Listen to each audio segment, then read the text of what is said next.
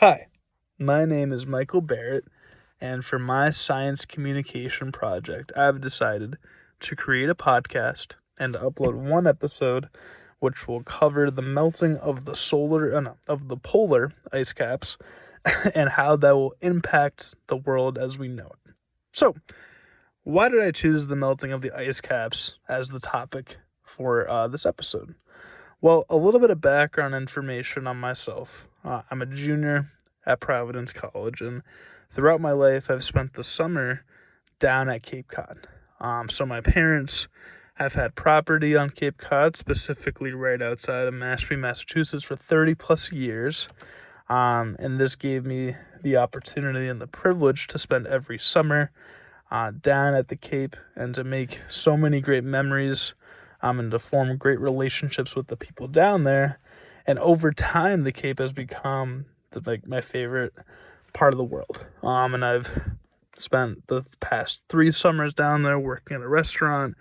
And I'm just so thankful to have had the experiences I've had down there, and I can't wait to go back there for this summer.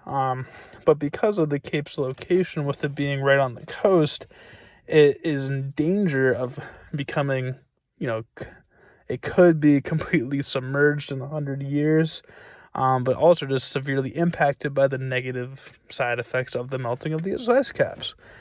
So because of my love towards the Cape and because of some of the stuff I've learned in this course on the ice caps, I thought that it was a great merge of my two interests to cover on this podcast. So the first part of this podcast will be dedicated to outlining the problem. And I'll use 5 of the articles that that will be in my annotated bibliography to look at the problem and to really learn more about the cause of it and the severity of it.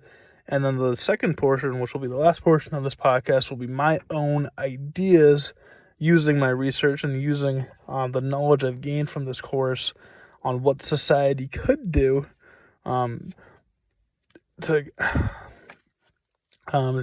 what society could do to diminish the side effects of these problems they're currently having, and to reach some solutions in the future so we can still have a good environment and a good future for the people that will be living in the world in the next 50, 100, 200 years. So the first source that I'm going to reference for this podcast is an article written by Daniel Glick titled The Big Thaw, which was published in National Geographic. So in this article, Glick makes 3 great points that I think directly relate to the topic of this podcast, with the first one being that the average global sea level has risen 4 to 8 inches in the last 100 years, and Glick got this statistic from the Intergovernmental Panel of Climate Change. So, naturally, certain figures in nature go up and down as time goes on, whether that's the temperature, the sea level, precipitation levels. It normally just goes fluctuations, right? It just goes up and down. And if you kind of took a sample size of 100 years, normally you'll see the value be 0, or at least that would be the desired value, right? Where maybe a 15-year stretch, the sea level rises, and then the next 15 years after that, it falls back to the desired value, right? And it just kind of goes up and down. Where this statistic that I just said shows that the caps, or the polar ice caps, are melting at a faster rate than they ever had before, and they're melting at a fast enough rate for there to be a 4 to 8 inch rise that is able for us to measure. And I thought that was a good statistic to start because it's easy for people to think about, right? The sea level is rising 4 to 8 inches, and over time that'll cause some problems, which I'll cover later. So the second key thing that I took from this article was that 100 million people live on the coast. And one of the other articles that I'll mention in this article believes that figure to be 238 million people that live on the coast. And specifically, they viewed it as 3 feet from the coast, right? Which is kind of a key statistic in terms of learning about what population they're looking at, But the reason why this is so important, because this represents the people that would be immediately at risk if the sea level rises even another 10 feet, right? Because when I'm talking about, when I say 48 inches, it might seem insignificant, right? That might seem like a value where people won't think twice about it. But when you think about the amount of people that live 3 feet from the sea, and the amount that the sea needs to go up to impact those people's homes and to put those people not only in danger, but to also put them like displaced, we can see how the domino effect will cause massive problems for our society, especially since we're already seeing some resemblance of an overpopulation problem. And with the amount of people that live on the coast, we can see the amount of people that this problem would impact immediately. And we're not talking in 50 or 100 years, we're talking right when the problem starts. And one kind of anecdote that I have related to this topic is first semester of my junior year, which was about 6 months ago, I had the privilege of studying in Sydney, Australia. And I had a great time, but one of the more like stunning statistics I've ever heard, and one of the ones that I'll always remember from my experience there, is that 95% of Australians live on the coast, which I believe equates to 25 million people. Now, obviously, Australia isn't the part of the world that we're talking about, but it just points towards, A, the amount of people that live on the coast, and B, how important the sea levels are at maintaining their current value so we don't put that millions upon millions upon millions of people immediately at risk because of the sea levels rising just a little bit more than they currently are. So the last part of this article that I find to directly relate to this podcast is when Glick references research done by Bruce Douglas, who was a researcher at Florida International University. And according to Douglas's calculations, every inch of sea level rise causes 8 feet of erosion. And I found this statistic to be valuable because it simplifies the problem, right? The first one I said was, the sea level's risen 48 inches in the past 100 years, and now I have each inch is 8 feet of erosion, right? So we can kind of see and think about, okay, the sea level rises at this rate, and that causes this amount of erosion, right? So if we're combining these two statistics and assuming that both of the research is correct, we can see that in the past 100 years, there's been 32 to 64 feet of erosion occur, right? And we can kind of see how extreme the problem gets. So the second source that I'm going to use to outline this problem is titled Melting Polar Ice Caps, and this was published on climatechangeguide.org. And within this article, they focus on Greenland and Antarctica because those are the two parts of the world where the ice caps are located, and they use these as sample. Well, they use these locations to get a better understanding of how fast they're melting, and it's a really good part of the world to focus on just because of the ice caps being there. So, according to this article, we see that in the 2010s, these ice caps melted at a rate 6 times faster than they did in the 1990s.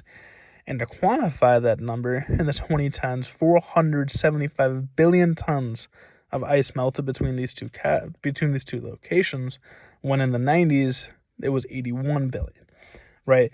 So this is an easy way to see that the ice caps are melting faster, which is causing the sea level to rise faster, right? And this all stems from a rise in temperature, and I'll kind of get to this in the solution part of this, but that's directly related to global warming, and we kind of see how far back the trickle effect goes. Now, the second point that this article makes that directly relates to this topic is what they call, quote-unquote, Arctic amplification. And this is the idea that the warmth of the temperature, the warmer it gets, the more ice melts, which makes sense. But also, the more ice melts, the warmer it gets. And they kind of call it, well, my reading of it was it speaks to how extreme it can get, right? Because the warmer it gets, the more ice that melts, The more ice that melts, the warmer it gets, and it'll just kind of keep feeding into itself, right, until it gets to a point beyond no return, and where there's no solution that can be made. And the last part of this article that I find to be relevant is they list Miami, Osaka, Alexandria, and Rio de Janeiro as the 4 locations that are predominantly at risk, and this kind of gives us a visual and an idea on the parts of the world that would immediately be impacted, along with, as I said earlier, anybody that lives on the coast. The third article that I'm going to cover is Why Are Glaciers and Sea Ice Melting? And this was published on worldwildlife.org. So the main parts of this article that I find to be relevant to this podcast is that 10% of the Earth is covered with ice. Now, this seems to be an insignificant statistic, but I never knew that before. Before my research, if you asked me, what percentage of the Earth is ice, I probably would have said 0.5%. So I know that is 10%, and to think about how big the world is, and how big Earth is, it is crazy to think about how much ice there is out there and how much of it's melting. And I thought that kind of gives a good job in trying to think about and to quantify these numbers in a way where we can simplify this complex problem for us to understand. And the next point that this article makes is that it also influences currents, which I find to be important because of the current's role in natural disasters such as hurricanes, right? So you can kind of see a ripple effect occur with not only the sea level rises, but also there are worse natural disasters like hurricanes because of these worsening conditions. And the next point is that this article predicts that 1/3 of the glaciers will melt before 2100, and that the storms, such as I just hurricanes and typhoons, will increase in terms of their relevance in the world and in terms of their severity to the parts of the world that they hit. So I found this to be interesting because obviously these projections, you never know how accurate they're going to be, but to know that 1/3 of the glaciers could melt and to know how many natural disasters there could be, it definitely speaks to the severity of the problem. And it's a good way to captivate people's attention, as it did with mine. And the last stat that I found to be notable is that this is the first article that I looked at that talked about the financial side, and they calculated that it will at least be $1 billion in damage repairs if these events were to occur. And I found this to be significant because of the role money plays in any policy getting passed or any change of behavior occurring. Now, this isn't I won't go into too much detail here because I want to stay on topic, but a lot of the stuff that caused global warming, at least from my understanding of this topic, started in the industrialization era of the United States, when they went to producing a lot of their materials in a factory and putting those toxins out into the atmosphere or dumping them into bodies of water. And that was kind of the start of this climate problem. And the reason that they opened these factories, ran this machinery, dumped all of these toxins into the environment and polluted the world to the extent that they did was for profit, right? As simple as it gets. It was just cheaper to do it and they wanted more money.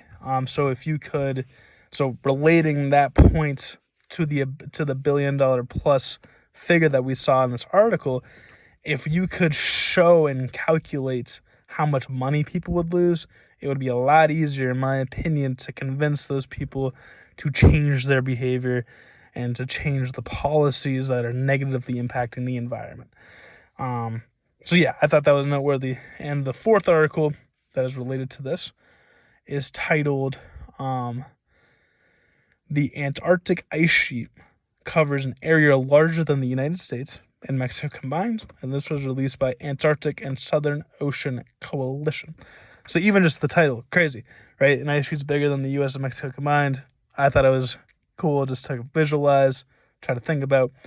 I mean, also, this article does a great job in going through the science behind each of the ice sheets, the different makeup of them, and how they melt. I'm not going to go into too much detail because I want to stay on this general topic of ice caps melting to the sea level rising to impacting people. But I encourage anybody listening to look at this article and to look at the different descriptions they give on them, because I never knew any of that stuff before and I found it to be informative. But the main points that I took from this article that relate to this point of the episode is that the ice sheets hold 90% of the fresh water that we have access to. And I found this to be incredibly interesting. And if my memory is correct, part of this course material is talking about the lack of clean water in some parts of the world. So to know that that problem could become even more exacerbated if this problem continues to persist, it just adds to the significance and to the severity and to just how quickly this problem can get out of hand in terms of displacing people, as I said earlier. And now we don't have access to fresh water. There's really just hitting all of our fundamental needs, right? And the fundamental needs of a human, it's hunger. Oh, well, no, not hunger. Well, it's food because we're hungry, but it's food, water, shelter, and some form of community, right? So to know that 3 of those 4 would be immediate, well, all 4 of those 4 could be immediately impacted, but definitely 3 of the 4 with food, water, and shelter being directly impacted, it just speaks to the magnitude of this problem. And the other significant stat that I found here was they were the article that I spoke about earlier that believes that 230 million people would be displaced because of the coastline problem. But I mean, we're talking 100+ million people being immediately impacted, and I think that's more than enough to see some change in behavior, to see some change in policy. So the last article that I'll cover before going into some of my solutions for this problem is an article titled, "Here's How Climate Change Will Impact the Boston Area, According to a New Report." And this was written by Marta Hill and published on Boston.com. So as I stated earlier, growing up in the Boston area, spending my summers on the Cape, being from here, I wanted to do a little bit of research on how the Boston area would be impacted. And according to this article, they believe that a 10-foot sea level rise will occur, which will obviously put the city at risk. And they believe that there'll be a lot of public health problems, such as the air quality declining. And they believe that negative birth outcomes could happen because of a lack of resources. At least that was my reading of it. And they also believe that the groundwater supplies will go down 18%, and that flooding will rise 15%. And that relates to the article I just talked about the water. It kind of speaks to a specific area and how they'll be impacted, and how Boston and the Cape, I mean, obviously they'll be impacted, but they wouldn't even be the first ones that'll be impacted. So I thought that was significant because it relates to this topic and because it relates to my life. So yeah, those are the 5 sources that I chose for this project. And to quickly summarize, basically, temperatures are increasing. Because the temperature are increasing, the ice sheets are increasing the temperature, and it's kind of that domino effect that I talked about earlier, which was called Arctic amplification. And this rise in the temperature and the melting of the ice sheets causes the sea levels to rise. Sea levels to rise could put 100+ million people at risk immediately because of them living on the coast. It could reduce our access to fresh water, and it'll just change everything, right? Overpopulation, all those negative ripple effects. So yeah, I thought it was really powerful, really significant, and my ideas for trying to diminish this problem, and I have 3 main ideas. So I'm gonna walk through 3 of them. The first one is to trust the scientists, and I think sadly sometimes politics gets in the way of scientists in some of these discussions, but I would follow a similar structure to the way we addressed the pandemic. Now, obviously, it wasn't perfect, but it was favoring science and putting the science first and then the policy second. So I would put all of the funding that we have into these scientists so we can get an accurate assessment on how much the sea levels are going to rise, when the problems will occur, what type of technology we can implement to diminish these problems, because there are places in the world, I believe the Netherlands, I believe it's Amsterdam, if I'm correct in saying that, where they're below sea level, right? But the way they have their technology set up is that their society is good, right? So just because a place is below sea level, that doesn't mean they're going to be submerged with water.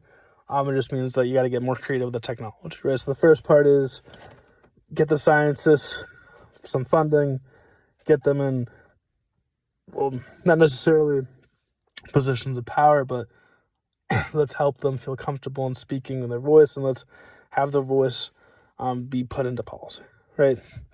Second idea I have is, as we just talked about earlier, reach out to Amsterdam and look at how they structured their technology to be able to have a society that drops below sea level, so we at least have an emergency backup plan where if the sea levels rise to a point where there are parts of the U.S. or parts of the world really that are below sea level, at least we have the technology capable of not having people die, not having people be displaced, and kind of diminishing the side effects that would have on that society. So I think Amsterdam and the people that created that technology would be the best people to talk to because they lived it. And this will give people a little sense of comfort, or it would at least give me a sense of comfort, knowing that even if it is worst case scenario, we'll be okay. And lastly, the third thing I would do is I would have really strict and harsh restrictions on how much pollution companies can put into the air. And yeah, well, let me kind of get into it. So as I talked about earlier with the $1 billion potential losses from these disasters, I think that is a key figure in incentivizing people to change their behavior. And the best way to do that is to say, all right, look, like you can't do this anymore, right? One example is cars. Let's push everybody to EVs so the carbon emissions are lower, right? Let's not allow these factories to run at the rate they're doing with the carbon emissions being lower. Let's halt certain companies. Well, not halt's not the right word, but let's have some guidelines being in place so people have to meet pollution requirements, stuff like that, right? And I think this will kind of have a nice ripple effect where maybe it won't completely halt the problem, but it'll at least have the problem not get to the extremes that I talked about earlier. And also, it'll give the earth a chance to kind of balance itself. And right now, we're not giving it the chance with the way that their actions are going. Right. So just to quickly summarize my 3 ideas: listen to the scientists, reach out to people that have dealt with this before, specifically the people in Amsterdam, and plus put some restrictions in there, specifically with the people that are money hungry, so they just don't take advantage of the environment for their profit. So yeah, that's this episode of my podcast and my science communication project. I found this topic to be great, to be really interesting, especially with my own personal interest in this, with being from Boston and living on the Cape in the summer. I learned a lot about it, and it was great using the material I've learned in this course to kind of combine both the research and the stuff we talked about in class to form this project. So thank you for listening, and I hope you have a great rest of your day.